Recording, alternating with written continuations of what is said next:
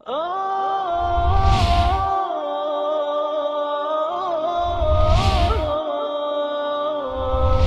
حامل القرآن.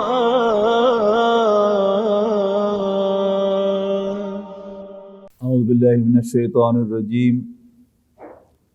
بسم اللہ الرحمن الرحیم. لقد نصرکم اللہ فی مواطن کثیرۃ ویوم حنین اذ عجبتکم کثرتکم فلم تغن عنکم شیئا وضاقت علیکم الارض بما رحبت ثم ولیتم مدبرین. لقد نصرکم اللہ فی مواطن کثیرۃ ویوم حنین. اللہ تعالیٰ کئی مواقع پر تمہاری مدد کر چکا. ویوم حنین، اور حنین کے دن بھی، یعنی وہ دن جس دن غزوہ حنین واقع ہوا. اذ اعجبتکم کثرتکم، جب تمہیں عجب ہوا، تمہیں دھوکہ ہوا اپنی کثرت کا، یعنی تمہیں تمہاری کثرت نے دھوکہ دیا.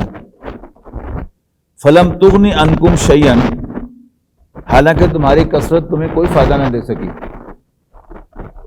وضاقت علیکم الارض بما رحبت، اور زمین اپنی تمام تر وسعت کے باوجود تم پر تنگ ہو گئی.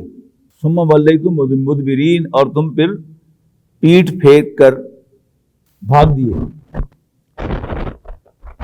ذہن میں لائیے گا، دوبارہ یاد دہانی کرواتا ہوں کہ ہجرت کے بعد پہلے 6 ماہ نبی اکرم صلی اللہ علیہ وسلم نے انٹرنل کنسالیڈیشن پر لگائے.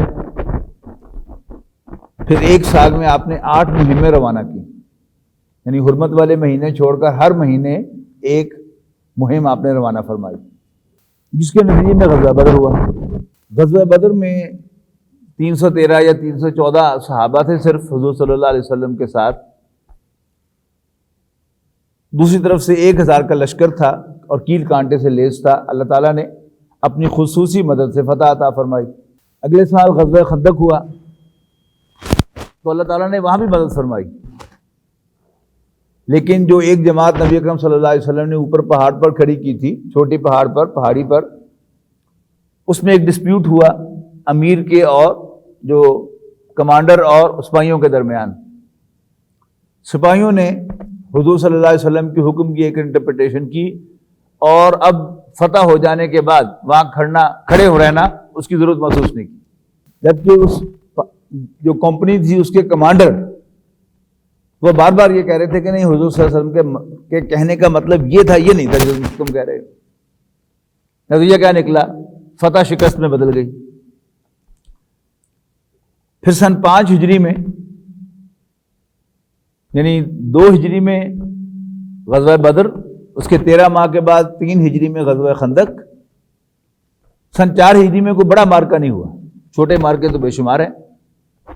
اس کے بعد 5 ہجری میں غزوہ خندق ہے، اور غزوہ خندق کے بعد اگلے سال صلح حدیبیہ ہوئی.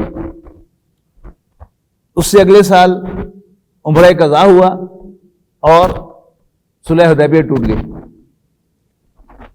اب اس سے اگلا سال جو ہے 8 ہجری رمضان المبارک میں مکہ مکرمہ فتح ہو گیا. فتح مکہ کے بعد نبی اکرم صلی اللہ علیہ وسلم کو خبر ملی کہ حنین کے قبائل جو بڑے ماہر تیر انداز تھے اور ان کے پاس لائف سٹاک بہت زیادہ تھا، بھیڑ بکریاں اونٹ انہوں نے پال رکھے تھے، کہ وہ حضور صلی اللہ علیہ وسلم کے خلاف اسالٹ کرنے کے لیے تیاری کر رہے ہیں. تو نبی اکرم صلی اللہ علیہ وسلم نے پریونٹیو اٹیک جو ہے اس کا فیصلہ کیا، اور آپ بعض روایات کے مطابق 11,000، بعض 12,000، بعض 13,000، 16,000 تک کی فگر ہے کہ آپ 16,000 کی تعداد کا لشکر لے کر ان پر حملہ آور ہوئے. اور جیسے میں نے عرض کیا کہ وہ بڑے ماہر تیر انداز تھے، اور انہوں نے تیر اندازی کو پلان بھی کیا کہ نبی اکرم صلی اللہ علیہ وسلم صحابہ کے ساتھ صبح، یعنی فجر کے وقت سمجھیے یا فجر سے بھی کچھ پہلے روانہ ہوئے، اور اندھیرے ہی آپ وہاں ان کے علاقے میں داخل ہوئے. اس کے جو انٹرنس کے راستے سے وہ تنگ تھے، اور ان راستوں پر وہ پہلے سے مورچے لگا کے بیٹھے ہوئے تھے تیر اندازی کی. تو جب داخل ہوئے تو تیروں کی بوچھاڑ ہوئی. تو سوائے جو نبی اکرم صلی اللہ علیہ وسلم کے جو قریب قریب کے لوگ تھے، باقی سب جو ہے ان کے پاؤں اکھڑ گئے. ہوا ایسا کیوں؟ اس لیے کہ مسلمانوں کی زبانوں پر یہ بات آئی کہ اس لیے کے مقابلے میں صرف 4000 لوگ تھے، وہ بھی ظاہر مخبری کے ذریعے سے آپ کو پتا تھا. یہ بات آئی کہ جب ہم 313 تھے اور 1000 کے لشکر سے ساتھ مقابلہ تھا تو وہ 1000 ہمارے سامنے ٹھہر نہیں سکا تھا، اور اب تو ہم 12000 ہیں. انہوں پجامے گا نا ہم تو صرف کچیں کھا جاؤں گا. اللہ تعالیٰ کو یہ بات پسند ہے. اور اللہ تعالیٰ کا معاملہ جو ہے اس کے بارے میں ایک بات ہمیشہ ہمیں ذہن میں رکھنی چاہیے کہ اللہ تعالیٰ تمام انسانوں کو ایک لاٹھی سے نہیں ہانکتا. اللہ تعالیٰ ہم میں سے ہر شخص کو انڈیویجولی ٹریٹ کرتا ہے، جو اس کے ایمان کا لیول ہے اس کے مطابق اس سے معاملہ کرتا ہے. اور دنیا میں پکڑ جو ہے یہ کبھی بھی اللہ تعالیٰ کی سزا نہیں ہوتی. خاص طور پر جو اللہ کے نیک بندے ہیں انہیں دنیا میں کسی بھی جگہ کوئی سیٹ بیک پہنچتا ہے، کوئی ناکامی ہوتی ہے، دنیاوی ناکامی، تو وہ اصل میں کیا ہوتی ہے؟ اللہ تعالیٰ کی طرف سے لیسن ہوتا ہے. جیسے میں نے کئی دفعہ شاید حوالہ دیا یہاں بھی کہ جب ہم پڑھتے تھے اسکول میں تو دسمبر ٹیسٹ کے پرچے ٹیچر واپس کر رہا ہوتا تھا، تو کسی بچے کو وہ 33 نمبر لینے پر جو پاس مارکس ہوتے تھے اس کو پرچہ دیتے ہوئے شاباش دیتا تھا. نام لیا اور کہا جی 33/100، اور لڑکا لینے کے لیے آیا تو شاباش دے کے اس کا پرچہ اس کو واپس کر دیا.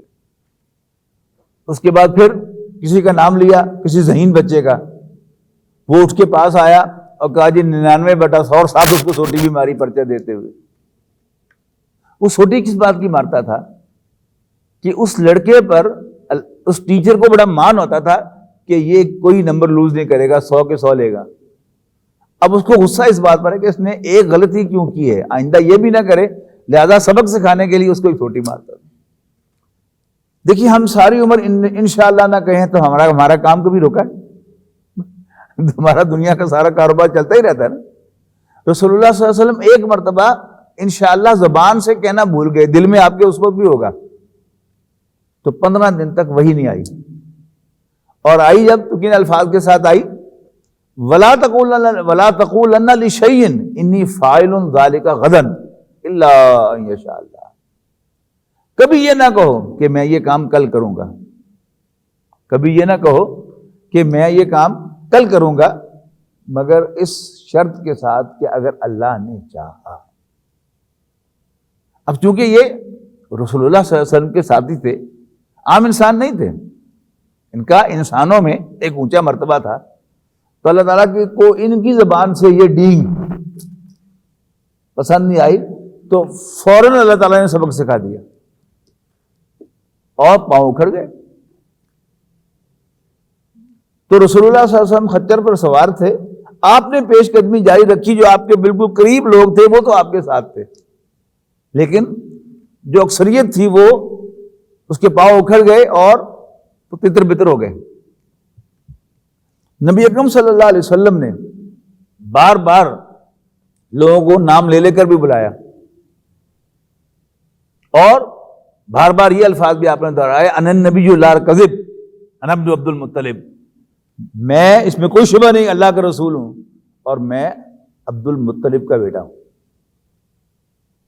یعنی کوئی ڈرپوک آدمی نہیں ہوں، یعنی اپنی فیملی بیک گراؤنڈ کے اعتبار سے بھی میں اسٹرانگ ہوں، اور اوپر سے میں اللہ کا رسول بھی ہوں، اس میں کوئی شک نہیں.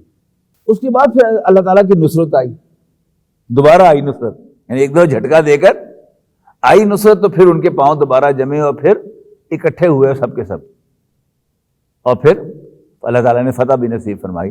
ابھی اسی کی طرف اشارہ ہے. ثم انزل اللہ سکینتہ علی رسولہ وعلی المؤمنین، پھر اس کے بعد اللہ تعالیٰ نے اپنے پیغمبر اور ایمان والوں پر اطمینان نازل فرمایا. یہ جو انسان کے دل کا اطمینان ہے، دل کا ٹھہراؤ ہے، یہ خالص اللہ تعالیٰ کی دین ہوتی ہے، اس کا تعلق تعلیم کے ساتھ نہیں ہے، اس کا تعلق انسان کے ویل آف ہونے سے نہیں ہے۔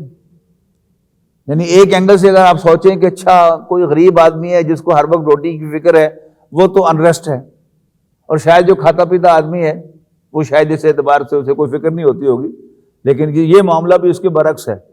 شاید غریب آدمی کو اپنی معاش کی اتنی فکر نہیں ہوتی جتنی امیر آدمی کو، جس نے 20 پاؤں پھیلائے ہوئے ہیں، ادھر بھی بزنس ہے، ادھر بھی بزنس ہے، وہاں بھی بزنس ہے، وہاں بھی بزنس ہے، تو اس کو تو رات بھر نیند نہیں آتی۔ جبکہ ایک مزدور آدمی جو ہے وہ محنت کر کے اپنے بچوں کو کھانا وانا کھلا کے بڑے آرام سے وہ پاؤں پھیلا کر سو جاتا ہے۔ تو سکینت، سکون، اطمینان یہ اللہ تعالیٰ کی طرف سے ہے۔ اگر اللہ تعالیٰ ہمارے لیے فیصلہ کر دے کہ جا تیرے لیے اطمینان نہیں ہے، تو ہم ٹرینکولائزر کا پھکا مار کر اور کوئی ٹرینکولائزر یا نیند کا ٹیکا لگوا کر بھی ہم بے سکونے رہ سکتے ہیں۔ یہ جو انسان کے آنکھ کا بند ہونا ہے نا نیند کے لیے، یہ اللہ تعالیٰ کا خاص فضل ہے، اور ہم سب گزرتے ہیں ان تجربات میں سے کہ کبھی کسی وجہ سے نیند اڑ جائے تو اللہ ہی لاتا ہے نیند، پھر انسان کو وہ نیند انسان کو کبھی نہیں آتی۔ تو اسی طرح نیند کے علاوہ جو سکون و اطمینان ہے، یہ بھی کیا ہے؟ یہ اللہ تعالیٰ کی خاص دین ہے۔ تو اب یہاں فرمایا پھر اللہ تعالیٰ نے نازل فرمائی اپنے پیغمبر اور ایمان والوں پر سکینت، وَأَنزَلَ جُنُودًا لَمْ تَرَوْهَا، اور نازل فرمائے وہ لشکر جنہیں تم نہ دیکھتے تھے، یعنی فرشتے نازل ہوئے مدد کے لیے، وَعَذَّبَ الَّذِينَ كَفَرُوا، اور کافروں کو سزا دی، یعنی انہیں ناکامی سے دوچار کیا، وَذَلِكَ جَزَاءُ الْكَافِرِينَ، اور ایسا ہی بدلہ ہوا کرتا ہے، ایسے ہی ہم بدلہ دیا کرتے ہیں کافروں کو۔ ثُمَّ يَتُوبُ اللَّهُ مِن بَعْدِ ذَلِكَ مَن يَشَاءُ، پھر اللہ تعالیٰ نے توبہ قبول کر لی ان میں سے جس کی چاہے، اور یہ اللہ تعالیٰ کا فضل ہے۔ یعنی وہ سارے لوگ جو غزوہ بدر میں لڑتے ہوئے آئے تھے، ان میں سے بہت سوں کو اللہ تعالیٰ نے ایمان کی توفیق دے دی، اور یہاں بھی غزوہ حنین میں وہ لوگ جو کہ حضور صلی اللہ علیہ وسلم کے لیے مقابلے میں اترے تھے، لڑائی کرنے کے لیے آئے تھے، ان میں سے بہت سوں کو اللہ تعالیٰ نے ان کی توبہ قبول فرما لی کفر سے، اور وہ ایمان والوں میں شامل ہو گئے۔ واللہ غفور الرحیم، اللہ تعالیٰ سے بخشنے والا مہربان ہے۔ یا ایھا الذین آمنوا، اے ایمان والو، انما المشرکون نجس، اے ایمان والو مشرک ناپاک ہیں، نجس ہیں، پلید ہیں، فلا یقربوا المسجد الحرام، پس وہ مسجد حرام کے قریب نہ پھٹکیں، بعد عامہم ھذا، اس مہینے کے بعد، اس سال کے بعد، عام سال کو کہتے ہیں، اس سال کے بعد۔ ترتیب میں نے آپ کو بتائی تھی، ذرا پھر ذہن میں تازہ کر لیجئے کہ 8 ہجری رمضان میں مکہ مکرمہ فتح ہوا، 2 مہینے کے بعد حج تھا، بلکہ 1.5 مہینے کے بعد سمجھیے کہ درمیان میں شوال اور ذوالقعدہ 2.5 مہینے بنے تقریباً، تو اس کے بعد حج تھا۔ تو نبی اکرم صلی اللہ علیہ وسلم نے کمال دانش مندی کا ثبوت دیتے ہوئے حج کے نظام کو نہیں چھیڑا، یعنی قریش نے حج کا جو انتظام کیا ہوا تھا وہ جوں کا تو آپ نے برقرار رکھا، اور سن 8 ہجری کا حج وہ قریش ہی کے زیر انتظام ہوا۔ سن 9 ہجری میں نبی اکرم صلی اللہ علیہ وسلم نے حج کا نظام خود اپنے ہاتھ میں لے لیا قریش سے۔ اور ذہن میں رکھیے گا، یعنی فتح مکہ پر سب کے سب لوگ مسلمان نہیں ہوئے، یعنی پولیٹیکل کنٹرول رسول اللہ صلی اللہ علیہ وسلم کو حاصل ہو گیا، لیکن سارے قریش، سارے مکے کے رہنے والے مسلمان نہیں ہوئے۔ اس بات کو ذہن میں رکھیں گے تو آسانی سے سمجھ میں آئے گی بات۔ اگلے سال آپ نے کیا کیا؟ حج کا انتظام سنبھال لیا، لیکن مسلمانوں اور مشرکین نے اکٹھے حج کیا، وہ اپنے طریقے سے حج کرتے رہے۔ مین چیزیں تو وہی تھیں، یعنی طواف بھی وہی ہے، سعی صفا مروہ کے درمیان بھی وہی ہے، اور وقوف عرفات بھی وہی ہے، وتھ سرٹن کریکشنز کے جو اللہ تعالیٰ نے کر دی تھی، کہ بعض بدعات جو ہے ان کے ہاں رائج ہو گئی تھی کہ عرفات جو ہے وہ حرم کی سرزمین سے باہر ہے، تو کہتے تھے کہ نہیں عرفات میں نہیں جانا چاہیے، آپ حرم کی سرزمین سے نکل جاتے ہیں، حالانکہ حج ہوتا ہی عرفات میں ہے۔ یعنی ایسی جو تھوڑی بہت کریکشنز تھیں وہ کر لی گئیں، لیکن قریش کو بھی مجبور نہیں کیا گیا، مشرک کو بھی. اگر وہ سمجھتے تھے کہ عرفات نہیں جانا تو لیٹ دیم ناٹ. لیکن بھارت جو مسلمان ہو گئے تھے ان میں سے انہوں نے باقاعدہ عرفات میں جا کے حج کیا. لیکن حج اکٹھے ہوئے، لیکن اوور آل کنٹرول کس کا؟ وہ مسلمانوں کا تھا، نبی اکرم صلی اللہ علیہ وسلم کا تھا. اور حضور صلی اللہ علیہ وسلم کے نمائندے کی حیثیت سے حضرت ابوبکر امیر حج تھے. پھر اسی سفر کے دوران جب حضرت ابوبکر حج ڈیلیگیشن لے کر نکل چکے تھے مدینہ سے، تو وہ سورہ توبہ کی یہ آیات نازل ہوئیں. تو پھر وہاں پر جو آفیشیل پروکلیمیشن تھا وہ حضرت علی رضی اللہ تعالیٰ عنہ نے حضور کے چچا زاد بھائی اور داماد کی حیثیت سے وہاں پڑھ کر سنایا، یہ آیات پڑھ کر سنائی. تو اب ذرا اگلا سٹیپ کیا ہے؟ اعلان آ رہا ہے کہ مشرک نجس ہیں، لہذا انہیں مسجد حرام میں داخل ہونے کی اجازت ہے. اگلا سٹیپ کیا ہوگا کہ اب یہ جو سرزمین ہے ساری کی ساری، یہاں بھی اللہ کا دین قائم ہو گیا ہے اور مشرکوں کو یہاں رہنے کی اجازت نہیں ہے. اچھا، مشرک کے لفظ کو بھی سمجھ لینا چاہیے. مشرک کے دو معنی، ایک تو ہے ایکٹ آف شرک، وہ کوئی بھی کرے، مسلمان بھی شرک کرے گا تو وہ ایکٹ آف شرک ہوگا، اور کوئی کافر ایکٹ آف شرک کرے گا تو اس کو بھی ایکٹ آف شرک ہوگا. تو اس معنی میں شرک، مشرک کے لفظی معنی کیا ہے؟ شرک کرنے والا.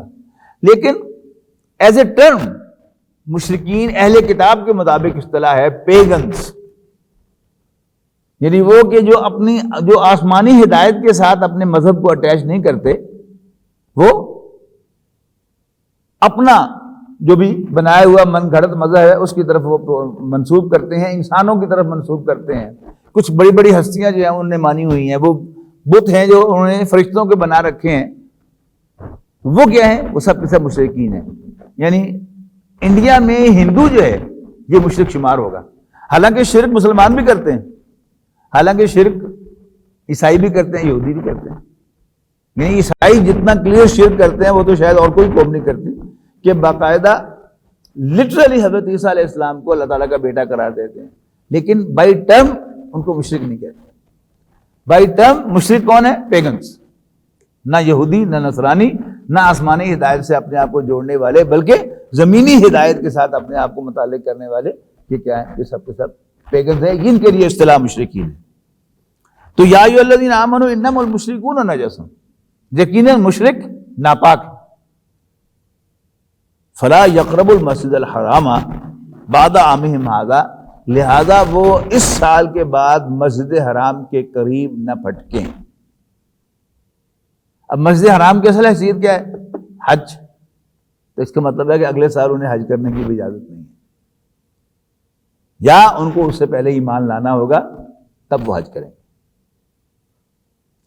وَإِنْ خِفْتُمْ عِلَةً، اچھا یہ جو مختلف ایونٹس ہوتے ہیں یہ اکنامکلی کسی بھی قوم کے لیے بڑی اسٹرینتھ کا باعث بنتے ہیں.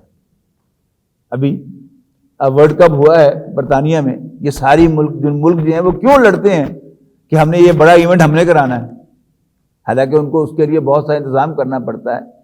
یعنی جب بھی کوئی بڑا ایونٹ ہوگا پوری دنیا سے لوگ وہاں آئیں گے، وہاں اکنامک ایکٹیویٹی ہوگی، وہاں ہوٹلز جو ہیں وہ بک ہوں گے، وہاں ظاہر ہے کوئی ہفتہ رہے گا، کوئی 10 دن رہے گا، وہاں کھائے گا پیے گا اور باقی جو بھی ضروریات ہیں.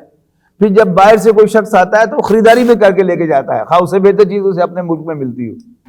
اس کی عزیز و اقارب بھی ایکسپیکٹ کر رہے ہوتے ہیں، بچے بھی ایکسپیکٹ کر رہے ہوں کہ میرا دادا، میرا نانا، میرا چچا، میرا ماموں، میرا باپ، میری ماں وہ میرے لیے کوئی تحفہ لے کے آئیں گے. تو اب ساری کی ایکٹیویٹی جو ہے وہ اس جگہ پر ہوتی ہے. یہی معاملہ جو ہے حج کا ہے. یعنی حج کے جو 2 مہینے ہیں، یعنی اب فلائٹیں شروع ہو چکی ہیں نا، تو ابھی حج میں مہینہ باقی ہے تقریباً، یا اس سے کچھ کم باقی ہے. اچھا، لیکن 50,000 لوگ تو صرف پاکستان کے وہاں پہنچ چکے ہیں، تو وہاں اکنامک ایکٹیویٹی 50,000 تو صرف پاکستانیوں کے حوالے سے ہو رہی ہوگی. اور ابھی حج سے اتنے روز پہلے کتنے لاکھ مسلمان ساری دنیا سے، ملائیشیا سے، انڈونیشیا سے، اور پھر افغانستان سے اور دوسرے مسلمان ممالک سے وہاں پہنچ چکے ہوں گے، اور وہاں پر ساری اکنامک ایکٹیویٹی ہو رہی ہے. اچھا، جب آپ پابندی لگا دیں گے کچھ لوگوں پر کہ نہیں تم نہیں آ سکتے، اس کا مطلب ہے کہ you will have to suffer economic blockage, کہ اتنے ہزار لوگ جو ہیں وہ کم آئیں گے تو اتنا ہی ہمارا معاشی نقصان ہوگا. اب یہ اس کی طرف اشارہ ہے. وَإِنْ خِفْتُمْ عَيْلَةً، اور اگر تمہیں تنگ دستی کا خطرہ ہے، فَسَوْفَ يُغْنِكُمُ اللَّهُ مِنْ فَضْلِهِ إِنْ شَاءَ، تو اللہ تعالیٰ اپنے فضل سے تمہیں غنی کر دے گا. اللہ تعالیٰ اپنی مہربانی سے تمہیں غنی کر دے گا، انشاء، اگر اس نے چاہا. ان اللہ علیم حکیم، بے شک اللہ تعالیٰ تو جاننے والا، حکمت والا ہے. قاتل الذین لا یؤمنون باللہ ولا بالیوم الآخر، لڑو ان سے جو نہیں ایمان لاتے اللہ اور آخرت کے دن پر. ولا یحرمون ما حرم اللہ، اور نہ ہی حرام ٹھہراتے ہیں اس کو جس کو اللہ نے حرام ٹھہرایا ہے. یعنی مسلمان ہونے کی سب سے بڑی علامت کیا ہے؟ حلال و حرام کی تمیز. ولا یدینون دین الحق من الذین اوتوا الکتاب حتی یؤتوا الجزیۃ عن ید وہم صاغرون، اور نہ ہی دین حق کو قبول کرتے ہیں. ان سے جنگ کرو یہاں تک کہ وہ ذلیل ہو کر اپنے ہاتھوں سے جزیہ دیں. یعنی جو مشرکین عرب تھے ان کو تو صرف دو چوائس دیے گئے، یا مسلمان ہو جائے یا اس سرزمین کو چھوڑ دے، یہاں اب اللہ کا دین قائم ہوگا، تمہاری کوئی گنجائش نہیں. اور دونوں کام نہیں کرتے پھر لڑنے کے لیے تیار ہو جاؤ. لیکن جو اہل کتاب تھے یعنی غیر عرب، یعنی یہودی خواہ مدینہ منورہ میں کب سے رہ رہے تھے آ کے، لیکن وہ اصل میں عرب نہیں تھے، مائیگریٹس تھے، امیگرینٹس تھے. تو ان کو چوائس دیا جا رہا ہے. لیکن وہ جو رسول اللہ صلی اللہ علیہ وسلم کی زبان بولتے تھے، عربی زبان، اہل عرب، ان کو کوئی چوائس نہیں دیا گیا. ان کو تیسرا چوائس کیا تھا؟ یعنی اسلام لے آؤ یا ملک چھوڑ دو یا اپنی سیکیورٹی پرچیز کر لو. جزیہ جزا سے ہے کہ پے کرو، کمپنسیٹ کرو اپنی سیکیورٹی کے لیے، تو ہم تمہیں اپنے شہریوں جیسی سیکیورٹی پرووائڈ کریں گے. یاد رکھیے گا، اسلامی ریاست، ایک آئیڈیل اسلامی ریاست، وہ ٹیریٹوریل نہیں ہے، وہ کلمے کی بنیاد پر ہے کہ ہر شخص کے جو کلمہ گو ہے وہ اسلامی ریاست کا شہری ہے، اور جو کلمہ گو نہیں ہے وہ اس کا شہری نہیں ہے. ہاں وہ وہاں پر رہ سکتا ہے پے کر کے، اپنی سیکیورٹی پرچیز کرے تو اسلامی ریاست اسے بھی اپنے شہریوں جیسی سیکیورٹی پرووائڈ کرے گی. اس کو جزیہ کہتے ہیں. سمجھائی بات؟ مسلمان پر جزیہ نہیں ہے، وہ تو زکوٰۃ دے گا، اگر وہ صاحب ثروت ہے تو زکوٰۃ دے گا. باقی غیر مسلم اہل کتاب میں سے وہ عرب میں جزیہ دے کر رہ سکتا تھا. اب معاملہ اب دوبارہ اگر اسلامی ریاست قائم ہوتی ہے تو پھر کس کس سے جزیہ قبول کرنا ہوگا، یہ ظاہر ہے اس وقت جب وقت آئے گا تو اہل علم جو ہے اسلام کے جو اسکالرشپ ہے اسلام کی، اس سر جوڑ کر بیٹھے گی اور وہ طے کر دیں گے کہ اب کس پر جزیہ لگے گا، کس پر نہیں لگے گا. لیکن بہرحال وہ اصول غالباً برقرار رہے گا کہ اسلامی ریاست کا اصل شہری جو ہے وہ صرف مسلمان ہے. اس کو آپ یوں سمجھیں کہ جیسے آپ کسی عرب ملک میں جائیں تو وہاں آپ کوئی کاروبار نہیں کر سکتے، یا تو کوئی وہاں کی لوکل کمپنی ہوگی وہ آپ کی کفیل بن کر آپ کو ملازم رکھ لے، اور اگر آپ کاروبار کرنا چاہتے ہیں تو پھر وہاں کا کوئی لوکل آدمی جو وہ آپ کا ضامن بنتا ہے، تب وہاں پر آپ کاروبار کر سکتے ہیں. اور حال ہی میں سعودی عرب نے جو نئے قوانین بنائے ہیں کہ جو سارے جو کام کرنے والے ہیں باہر سے آ کر ان پر ٹیکس لگایا ہے. پہلے 300 ریال لگایا تھا، پھر 600 ریال کیا، اب 1000 ریال کر دیا ہے پر پرسن. یعنی اگر کوئی شخص اپنی فیملی کے ساتھ وہاں رہ رہا ہے، اس کے 4 بچے ہیں، 2 میاں بیوی ہیں، تو وہ 6000 جو ہے وہ اپنی تنخواہ میں سے گورنمنٹ کو ادا کرے. اور یہی وجہ ہوئی ہے کہ بہت سے لوگ جو سعودی عرب میں کام کرتے تھے، کئی سال سے وہاں رہ رہے تھے اپنی فیملیز کے ساتھ، انہوں نے اپنی فیملیز کو وہاں سے روک دیا ہے، واپس بھیج دیا ہے کہ ظاہر ہے آپ کو 6000 جو ہے ریال اپنی تنخواہ میں سے صرف جو ہے وہ گورنمنٹ کو دینے پڑ جائیں، تو پھر وہ جو سارا مزہ تھا سعودی عرب میں رہنے کا وہ تو سارا وہیں پر کرکرا ہو گیا. تو یہ کیا ہے؟ جزیہ دیں. اہل کتاب کو، عیسائیوں اور یہودیوں کو یہاں پر یہ ایک پروویژن دی گئی کہ تم اپنے ہاتھوں سے جزیہ دو اور اپنی سیکیورٹی پرچیز کرو. اور چھوٹے بن کر رہو، صاغرون، چھوٹے بن کر. وقالت الیہود عزیر ابن اللہ وقالت النصارى المسیح ابن اللہ. یہودی کہتے ہیں کہ عزیر اللہ کے بیٹے ہیں، حضرت عزیر علیہ السلام. سورہ بقرہ میں آپ کو یاد ہوگا 3 پارے کے آغاز میں ہم نے وہ واقعہ پڑھا تھا کہ حضرت عزیر علیہ السلام فلسطین کے پاس سے گزر رہے تھے تو ایک جگہ انہوں نے پڑاؤ ڈالا، ساتھ ہی ان کا گدھا تھا، ساتھ ہی ان کا ٹفن تھا جس میں کھانا تھا.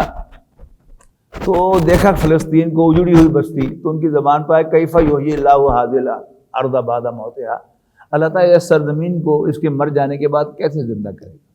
تو 100 سال تک حضرت عزیر علیہ السلام کو اللہ تعالیٰ نے وہاں سلایا تھا اور پھر انہیں اٹھایا تھا. انہوں نے کہا تھا اٹھو، کتنی دیر رہے ہو، یہ اپنے گدھے کو دیکھو. اور دیکھتے ہی دیکھتے گدھا جو ہے اس کی جو ہڈیاں کھڑی تھی وہ ہڈیاں اپنے اسکیلٹر پر کھڑی ہو گئی اور پھر اس کے بعد اس پہ گوشت چڑھ گیا اور وہ گدھا دوبارہ زندہ ہو گیا. اور کھانے کو دیکھا تو کھانا بسا نہیں تھا، خراب نہیں ہوا تھا. تو اللہ تعالیٰ نے بتایا کہ میں مردوں کو زندہ کر سکتا ہوں، تو تھوڑی سی محنت کرو، میں اس بستی کو بھی زندہ کر دوں گا. تو حضرت عزیر علیہ السلام نے وہاں پر پھر ریوائولسٹ موومنٹ چلائی اور پھر اس کو قوم کو ریوائیو کیا اور پھر دوبارہ وہ فلسطین کو انہوں نے آباد کیا. تو حضرت عزیر علیہ السلام بنی اسرائیل کے محسن ہیں، لہذا انہوں نے اللہ کا بیٹا کہنا شروع کر دیا انہیں ذرا محبت کے ساتھ. تو یہودیوں نے کہا کہ عزیر اللہ کے بیٹے، اور اس وقت کوئی یہودی باقاعدہ حضرت عزیر کو اللہ کا بیٹا نہیں کہتا، لیکن وہ جو انہوں نے اس وقت یہودیوں نے کہا تھا جس کا قرآن مجید میں ذکر ہے، اور قرآن مجید کی بات جو ہے یہ غلط نہیں ہو سکتی. اور نصارہ تو آج بھی اللہ کا بیٹا کہتے ہیں، جیزس سن آف گاڈ کہتے ہیں، عیسیٰ اللہ کے بیٹے ہیں.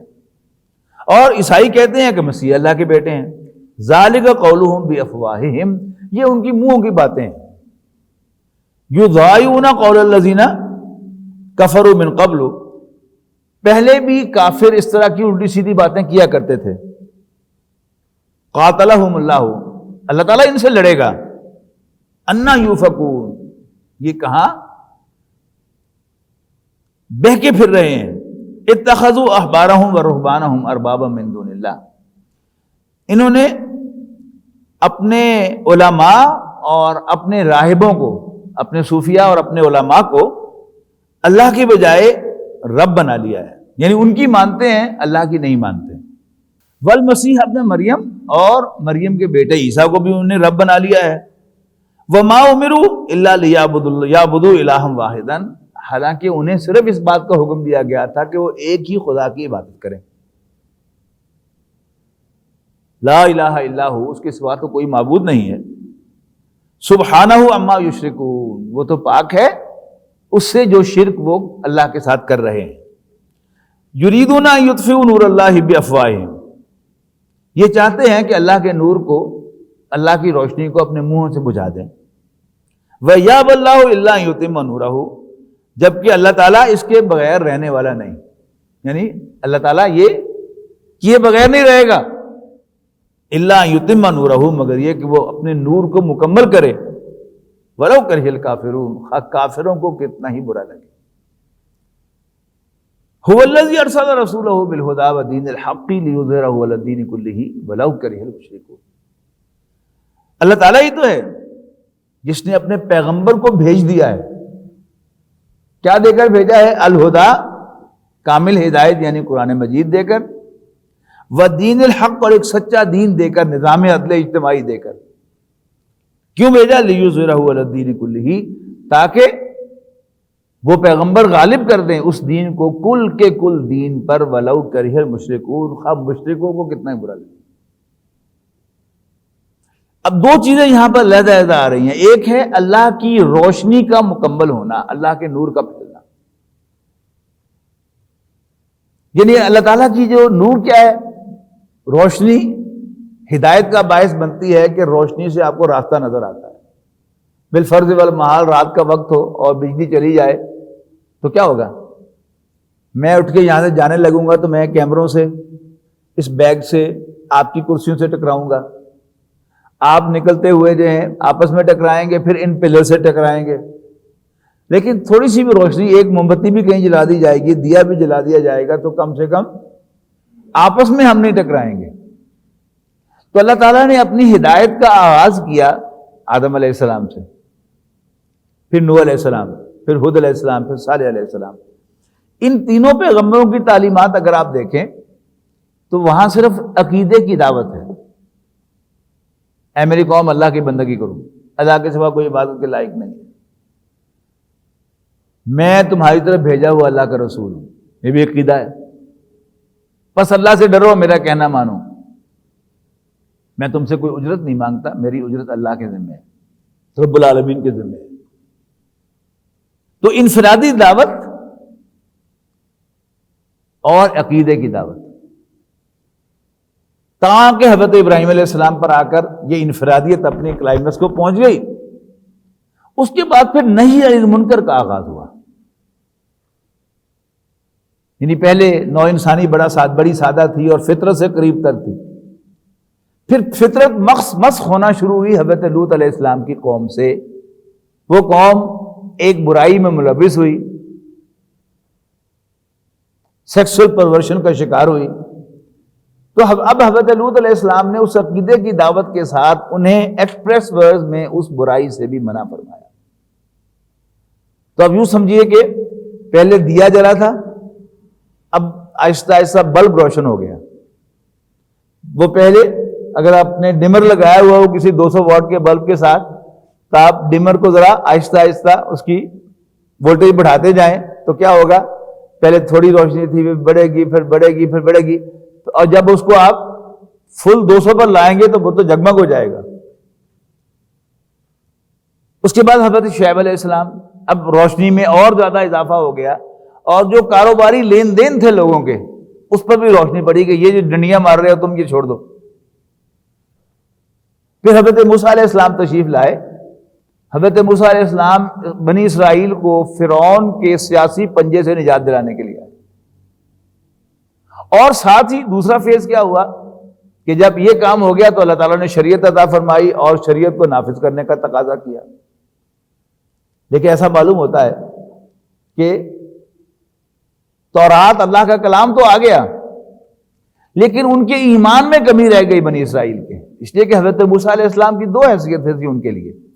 ان کی پہلی حیثیت کیا تھی؟ مسایہ کی تھی، نجات دہندہ کی تھی، وہ تو کر دیا انہوں نے کام۔ اور اب جو دوسری حیثیت ہے حضرت موسیٰ علیہ السلام کی، وہ ہے اللہ کے رسول کی۔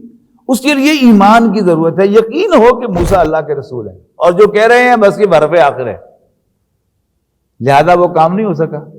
پھر رسول اللہ صلی اللہ علیہ وسلم کو اللہ تعالیٰ نے بھیج کر پہلی بات کیا کی کہ وہ جو 3 ایڈیشن پہلے شائع کیے تھے ہدایت کے، اب فائنل ایڈیشن بھی جاری کر دیا، وہ قرآن مجید ہے جو قیامت تک زندہ رہے گا۔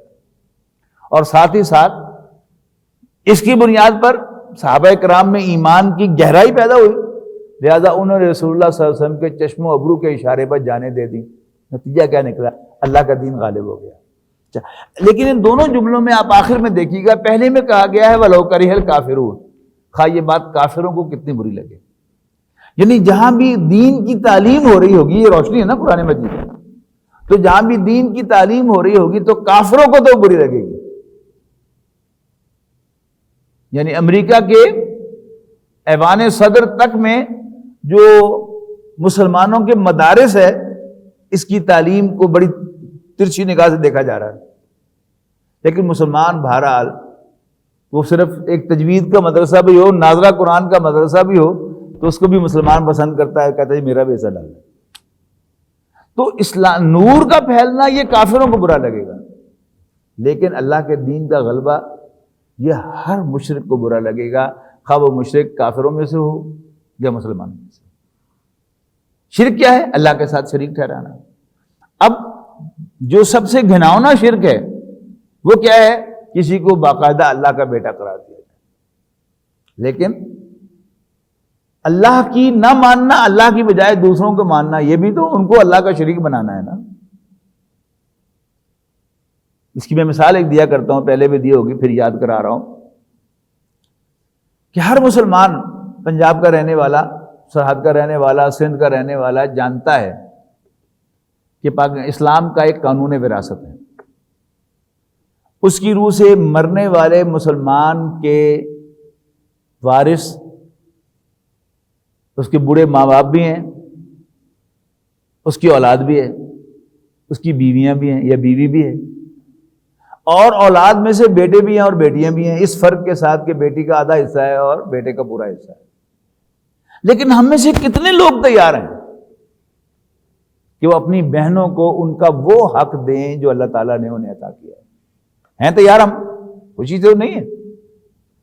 یعنی ہمیں سے جو بڑا نیک آدمی ہے نا، وہ بھی اپنی بہن سے پوچھتا ہے کہ باجی تو حصہ تو نہیں لینا؟ اس کا مطلب کیا ہوتا ہے بٹوین دا لائن؟ کہ وہ نہ کر دے۔ اور میں کہوں گا دیکھیے میں تک پیشکش کی تھی، آپ باقاعدہ جو داداد اس کی بنتی ہے اس کے نام ٹرانسفر کرا دیں اور پھر دیکھیں وہ واپس کرتی ہے۔ آپ چیک جا کر اس کے ہاتھ میں پکڑا دیں یا اس کے اکاؤنٹ میں جمع کرا دیں پیسے، پھر دیکھیں گے کہ وہ واپس کرتی ہے؟ کبھی نہیں کرے گی۔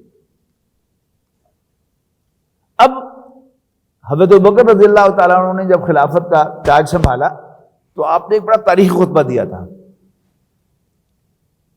آپ نے فرمایا تھا کہ تم نے مجھ پر جو ذمہ داری ڈالی ہے اس کی بنیاد پر تم پر لازم ہے کہ تم میری، اگر میں سیدھا رہوں تو تم پر میری اطاعت لازم ہے، اور اگر میں ٹیڑھا ہو جاؤں تو تمہارا فرض ہے کہ تم مجھے سیدھا کر دو۔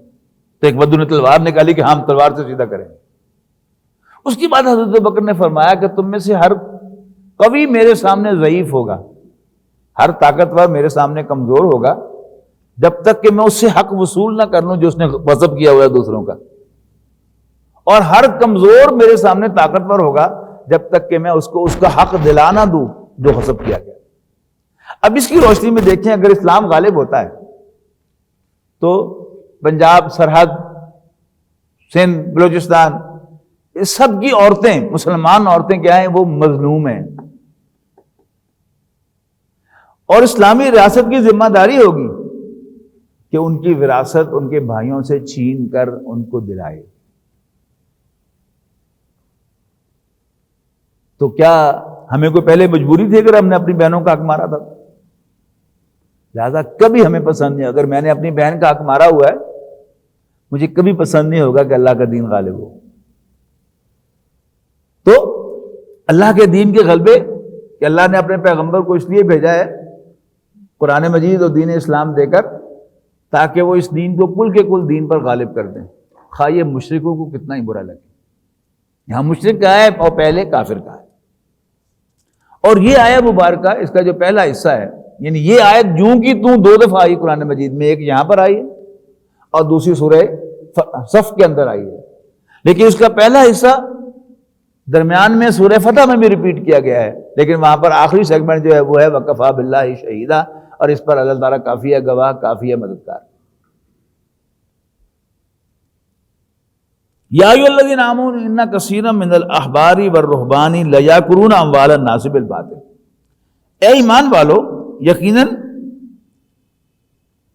علماء اور صوفیاء میں سے بہت سے وہ لوگوں کا مال ناحق کھاتے ہیں۔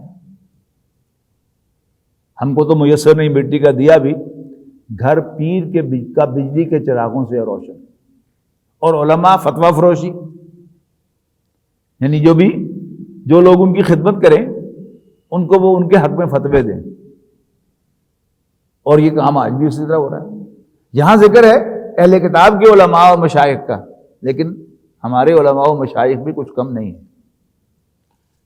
تو وہ جو لوگوں کا مال ناحق کھاتے ہیں، وَيَصُدُّونَ عَن سَبِيلِ اللَّهِ، اور اللہ کے راستے سے روکتے ہیں، والذین، یعنی اگر میری کسی حرکت پر میں عالم سے جا کر پوچھوں تو مجھے صاف صاف کہہ دے کہ نہیں یہ جائز نہیں ہے، تو امکان ہے کہ میں وہ چھوڑ دوں گا، اور اگر عالم مجھے کہہ دے ہاں ٹھیک ہے گزارا ہو جائے گا، اس کا مطلب ہے اس نے مجھے لائسنس دے دیا کہ یہ حرام خوری کرتے ہو۔ والذین یکنزون الذھب والفضة، اور وہ لوگ جو سونا اور چاندی جمع کرتے ہیں، ولا ينفقونها فی سبیل اللہ، اور اسے اللہ کے راستے میں خرچ نہیں کرتے، فبشرهم بعذاب علیم، تو انہیں ایک دردناک عذاب کی خوشخبری سنا دو۔ یوم یحمى علیہا فی نار جہنم، جس دن اس کو آگ میں تپایا جائے گا، گرم کیا جائے گا سونے اور چاندی کو. فتقوا بہا جباہہم وجنوبہم وظہورہم، اور اس سے داغے جائیں گے ان کی پیشانیاں، ان کے پہلو اور ان کی پیٹھیں، ان کے بیکس. اور کہا جائے گا ھذا ما کنزتم لانفسکم، یہ تھا جو تم نے اپنے لیے جمع کیا تھا. فذوقوا ما کنتم تکنزون، تو پھر چکھو اپنے جمع کرنے کا مزہ، چکھو مزہ اس کا جو تم نے جمع کیا تھا. ان عدت الشہور عند اللہ 12 شہرا فی کتاب اللہ، یعنی دین ابراہیم میں سال کے 4 مہینے حرمت والے تھے، ذی-قعدہ، ذی الحج، محرم، اور پھر علیحدہ سے رجب. لیکن قریش کیا کرتے تھے؟ ان میں رد و بدل کرتے رہتے تھے. یعنی جب سال شروع ہوتا تھا محرم کا تو وہ کہتے تھے کہ اس دفعہ یہ محرم کا مہینہ جو ہے یہ حرمت والا نہیں ہوگا، اس کی بجائے ربیع الاول والا مہینہ جو ہے وہ حرمت والا ہوگا. اس دفعہ رجب کی بجائے شعبان کو ہم حرمت والا کہیں گے. یعنی اس میں گڑبڑ کرتے ہیں، اس کا ذکر ہوا ہے. ان عدت الشہور عند اللہ 12 شہرا فی کتاب اللہ، بے شک اللہ کے نزدیک مہینے جو ہیں وہ 12 ہیں اللہ کی کتاب میں، اللہ کے احکام میں. یوم خلق السماوات والارض، جس دن سے یہ زمین و آسمان یعنی یہ کائنات قائم ہوئی ہے، اللہ تعالیٰ نے حرمت 12 مہینے رکھے ہیں سال کے، اور منہا اربعۃ حرم، اور ان میں سے 4 مہینے حرمت والے ہیں. ذالک الدین القیم، سیدھا راستہ یہی ہے، مضبوط دین یہی ہے. فلا تظلموا فیہن انفسکم، اور ان مہینوں میں قتال نا حق کر کے، کرتے کیوں تھے یہ مہینوں میں حرمت آگے پیچھے کیوں کرتے تھے؟ کہ اس دفعہ ان کی پلاننگ میں کسی مہینے میں کسی قبیلے پر اسالٹ کرنا، حملہ کرنا ان کے پلاننگ میں شامل ہے. لیکن یہ تو حرمت والا مہینہ ہے، نہیں بس اگلے مہینے ہم مہینہ ہی چینج کر لیں گے. اب کہا کہ فلا تظلموا فیہن انفسکم، تم اپنے پاس سے ان مہینوں میں تبدیلی کر کے ظلم نہ کمایا کرو.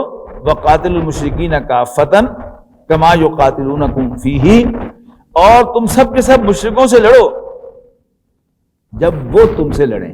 یعنی اگر وہ پہل کر دیں حرمت والے مہینوں میں تو پھر تم پر کوئی پابندی نہیں ہے، لیکن تم جنگ میں پہل نہیں کر سکتے.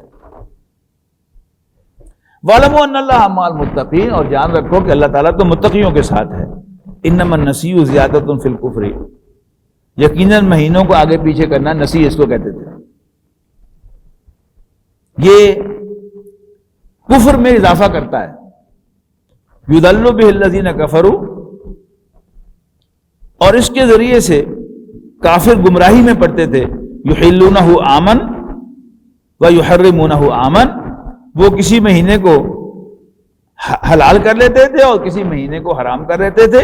لِيُوَاطِئُوا عِدَّةَ مَا حَرَّمَ اللَّهُ، تاکہ حرمت والے مہینے کی گنتی کو پورا رکھیں. یہ اس کا اہتمام کرتے تھے کہ سال کے 12 ہی مہینے سمجھتے تھے اور اس کی حرمت کا بھی خیال رکھتے تھے.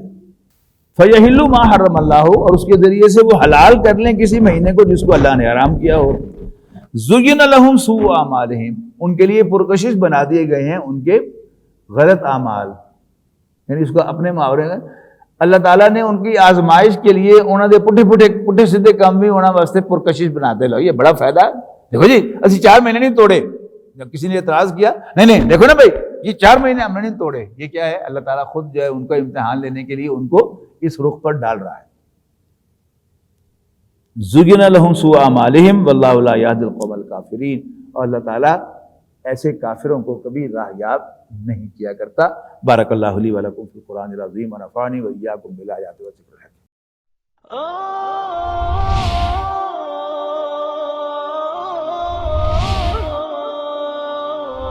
يا حامل القرآن